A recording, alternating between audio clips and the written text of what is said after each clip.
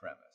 And then the introduction of Christianity, I don't see it as preachy at all, because we're all familiar with these lessons, and a lot of people talk about how great the lessons are and quote them in other religions. So I like that. I guess what I'm not clear on at this point is, what are you really trying to tell me, take me to, as a conclusion?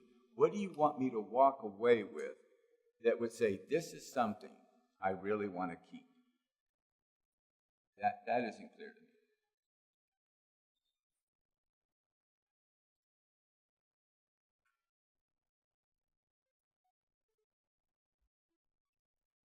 I really like the format.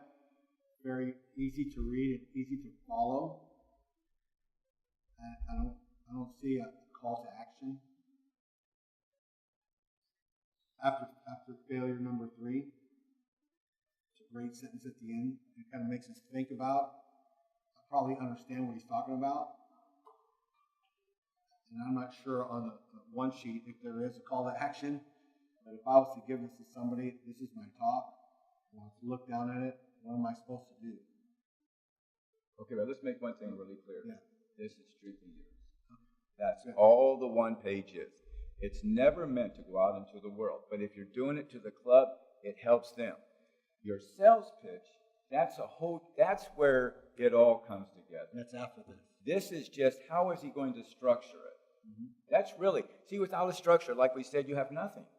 So from this, can you come up with a structure that he's going to take out there and give his message? If not, what structure does he need? I think the illustration you have up top would be like the perfect closing, because that just captures the struggle, the message that you're trying to get to. For me, it just seems like that would be. So I don't know if you would move that last statement up top or incorporate it into the closing, but I really like the illustration. I would agree with that. The last sentence should almost be like part of your introduction, so we know where we're going with the 3 points. And I agree with what Artie was saying on the ending. I'm confused. There's no reason for the turnabout in your life. That leaves me kind of in a limbo. And I understand why you put that in there, because in your brainstorming, we were looking for, so what caused you to turn around? And what you're basically saying is you really can't point to anything. Well, then, I don't know. What do you feel? Is there something he should put in there to supplement that or to make it clear? Or what's your reaction? I almost feel like, well, he alludes to it. It's getting back to Christianity, but maybe even just saying it. Sometimes we have to be hit in the head to understand, well, this is the points to go there. Well, maybe it was a gradual thing. He kept getting hit in the head before he finally got up. Yeah. So maybe it wasn't a sudden, crisis.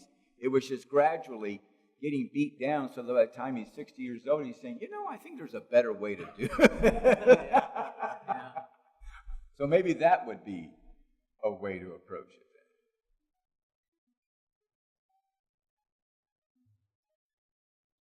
Is the point of this to get back to Christianity? No. Okay. That's what's so great. That isn't the point. And I like that. It's not preaching. You could do this with a Muslim or a Buddha or anybody.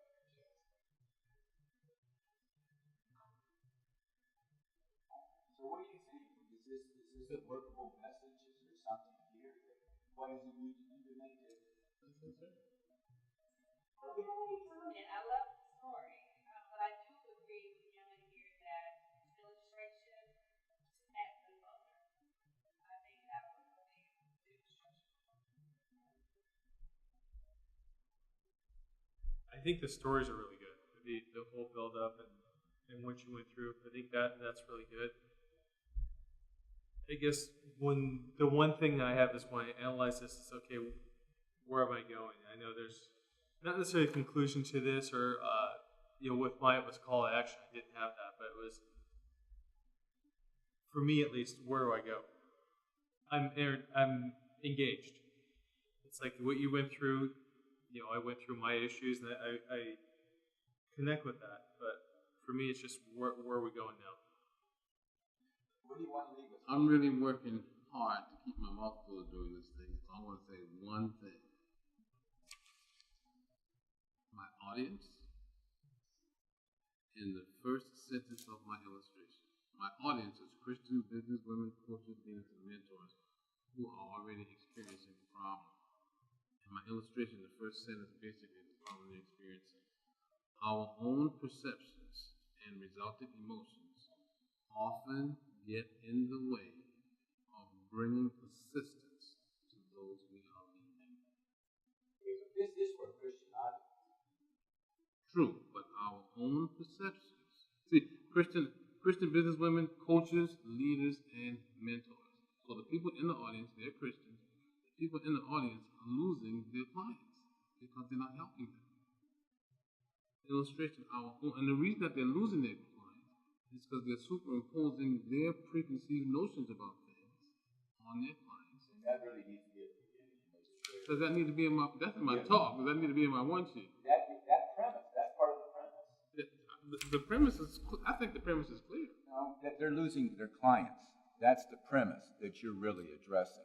That's the problem you're solving. And that's when you gave your brainstorming now, I see that's really where you were focused. That is the premise of your presentation. And yes, now understanding that changes the whole way I see the whole thing. And in that context, then, it is a Christian presentation. No hesitation about it, but not necessarily for just Christians. So therefore, it's how to use values and things that work to give value to the life of others, because that's really what you're about, right? So that's really what needs to come out, how you learn to give value to the life of others. And therefore, having done it yourself, you're sharing it with others. And that is the message to me in a nutshell. And I like the message. I do. I like your story. I mean, you got it great by heart. If you like sick, self-destructive stories.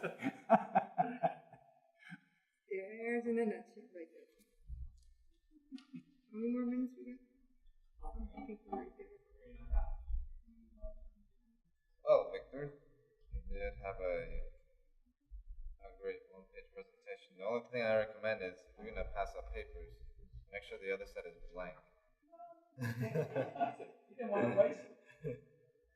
But He's against environmentalism. He's a Republican in disguise.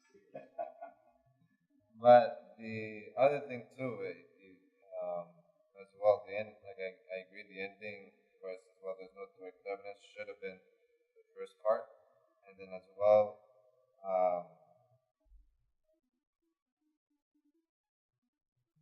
I think that's all I can say. I mean, this is a really interesting. Okay, two things. I really want to applaud you for this. I gotta acknowledge you for that structure you set up and the way to do the one sheet. Man, that rocks. That rocks. Some people are leaders and other people pretend to be. I could never come up with that kind of structure, that kind of setup. I mean, I am very, very, very good at following a path. Very good at going step 1, step 2, step 3. But creating step 1, step 2.